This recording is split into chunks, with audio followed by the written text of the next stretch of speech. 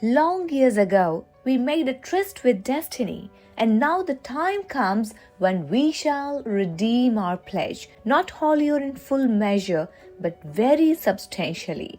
At the stroke of the midnight hour, when the world sleeps, India will awake to life and freedom. A moment comes, which comes but rarely in history, when we step out from the old to the new, when an age ends and when the soul of a nation, long suppressed, finds utterance.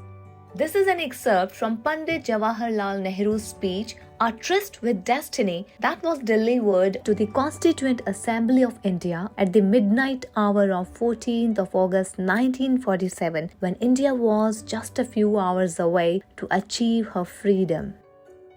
Isn't it a good idea to know about Pandit Jawaharlal Nehru before listening to this speech, A Tryst with Destiny? Pandit Jawaharlal Nehru was born in Allahabad in 1889. He was educated at Harrow and at Cambridge University. He was soon drawn into the vortex of Indian politics and he emerged as a leader of the country's youth. He was deeply influenced by Mahatma Gandhi during this period. In 1947, he became the first Prime Minister of India and remained so for almost 17 years till his death in 1964. Pandit Nehru was a dreamer, an idealist, a humanist, and an artist with words, and not a mere politician. His writings and speeches merge with his life, and his life merges with the life of the nation. His elegant poetical prose is best captured in Letters from a Father to His Daughter. In this speech, he remembers the past and suggests the ways, the methods to build the future. He asks the nation to serve not only India, but also all humanity. So, this speech is a testament to a time when public oration was a weapon that many politicians and freedom fighters wielded with grace. And it was not only the oratory skills of Pandit Nehru that set this speech apart, but also the nuances and eloquence with which he delivered the patriotic fervor and passionate struggle of the Indian populace. The aspirations of long suppressed people were spoken through a veil of steadfast optimism and cautious pragmatism. The title of this speech is A Tryst with Destiny. So let me just explain what does it mean.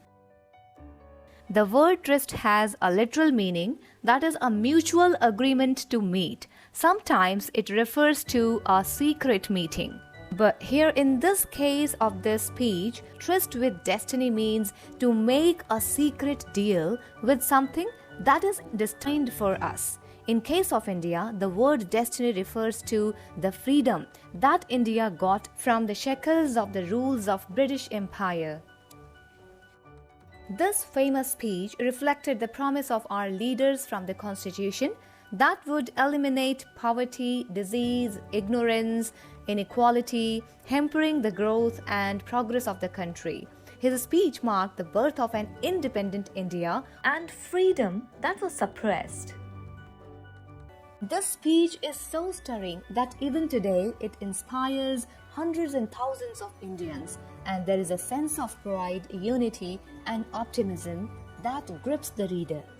This speech contains every feeling that was related to India's fight for freedom, and Pandit Nehru used this moment to connect with the global audience and send them his best wishes. Of course, there is an amalgamation of various feelings like happiness, hope, anxiety, excitement, pain, and euphoria. And all those feelings are so beautifully crafted by Pandit Nehru that these words of the speech, they still bear that freshness, that enthusiasm, that vital power which infused the patriotic passion among the audience even today.